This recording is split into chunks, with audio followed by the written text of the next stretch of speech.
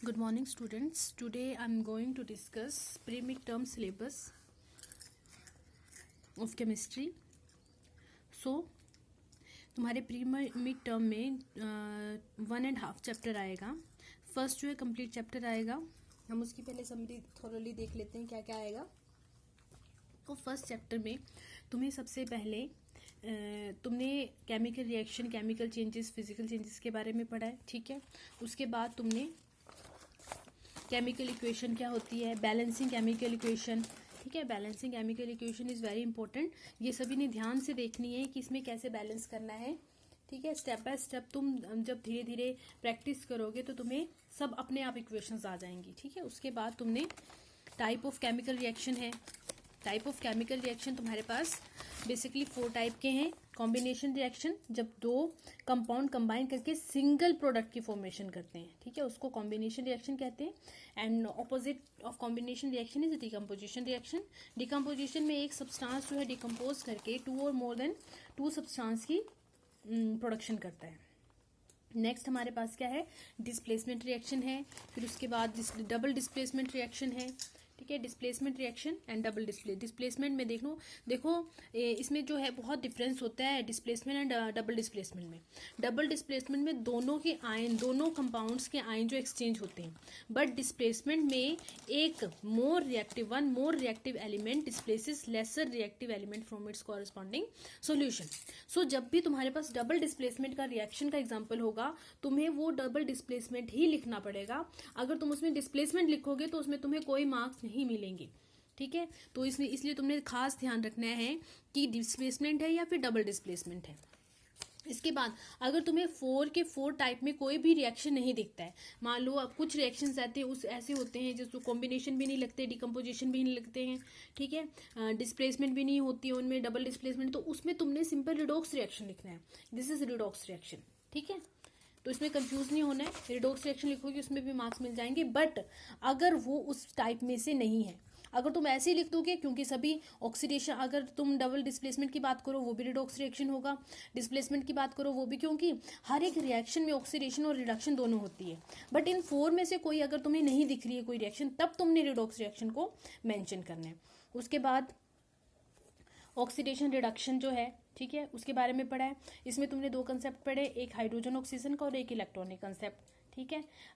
सबसे पहले तुमने हाइड्रोजन और ऑक्सीजन का ही कंसेप्ट देखना है. अगर वो नहीं है तब तुमने इलेक्ट्रॉनिक कंसेप्ट पे जाना है और उस पर तुमने आयंस में डिसोशिएट करके उसको अच्छी तरह से देखना है कि पॉजिटिव किस पे आ रहा है और नेगेटिव किस पे आ रहा है. जो नेगेटिव है वो इलेक्ट्रॉन को गेन करेगा, और अगर वो इलेक्ट्रॉन को गेन करेगा तो उसका मतलब उसकी क्या हो रही है, रिडक्शन हो रही है. अगर वो लॉस करेगा तो उसकी क्या हो रही है, ऑक्सीडेशन. नेक्स्ट हमारे पास वेरी इंपॉर्टेंट, कोरोजन क्या होता है, रेंसिडिटी क्या होता है. ठीक है. What is corrosion? जो जब भी कोई मेटल जो है एयर वाटर के कांटेक्ट में आती है उसकी जो डिटीरियोरेशन होती है उसको हम बोलते हैं कोरोजन. रेंसिडिटी क्या होता है, ऑक्सीडेशन होती है फैट ऑयल कंटेनिंग फूड की. ठीक है. नेक्स्ट ये इसकी एक्सरसाइज के क्वेश्चन, इंटरनल क्वेश्चन जो भी मैंने तुम्हें करवाए हैं, ठीक है, वो क्वेश्चन सभी ने अच्छी तरह से करने हैं. इसके तुम्हें जो है क्वेश्चन जो है तुम्हें इनडायरेक्ट बहुत पूछे जाते हैं. ठीक है. तो ध्यान से तुमने जो क्वेश्चन आते हैं एलिमेंट के वो ध्यान से देखने हैं. ठीक है, कि क्या क्वेश्चन पूछा है, एक्स क्या है, वाई क्या है, एंड सो ऑन.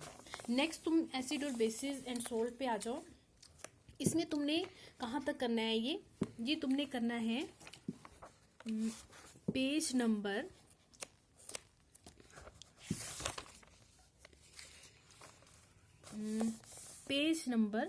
28. ठीक है. अबाउट सोल्ट, ये तुमने नहीं करना है अभी. सोल्ट से पहले वाला, मतलब इस से ये जो ब्लूप्रिंट क्वेश्चंस हैं यहाँ तक तुमने ये प्री मिड टर्म के सिलेबस के लिए तैयार करना है. ठीक है. एसिड बेस में बेसिकली तुम्हारे पास क्या है, एसिड क्या होते हैं, बेसिस क्या होते हैं, इनके टेस्ट कैसे करते हैं, लिटमस पेपर क्या होता है, यूनिवर्सल इंडिकेटर्स क्या है. ठीक है. इसमें एसिड बेस की जो एसिड की प्रॉपर्टीज़ हैं, reaction of acid with metals, जो भी तुमने रिएक्शंस पढ़े इसके, मेटालिक ऑक्साइड के साथ न्यूट्रलाइजेशन रिएक्शन क्या होते हैं, मेटल कार्बोनेट के साथ रिएक्शन कैसा होता है एसिड का, ये सभी रिएक्शन. और इसमें एक क्वेश्चन बहुत इंपॉर्टेंट है कि एसिड जो है, जो इसके टेस्ट होते हैं कि ड्राई HCl गैस जैसे जो रिएक्शन शो क्यों नहीं करती है, जबकि वो जब लिक्विड होती है तो रिएक्शन शो करती है, एसिडिटी मतलब अपना एसिडिक करेक्टर शो करती है. तो इस तरह से 2-3 क्वेश्चन हैं, ये बहुत इंपॉर्टेंट है. ठीक है। नेक्स्ट है what do all acid and और बेसिस, मतलब इनमें कॉमन क्या होता है, ठीक है। What happen to an acid और base in water solution, how strong ये लिटमस पेपर टेस्ट, ठीक है। ये तुम्हारे पास importance of pH in everyday life, ये भी बहुत इंपॉर्टेंट है। इसमें तुम्हें जैसे ये है कि pH changes as the cause of tooth decay कैसे होती है, ठीक है।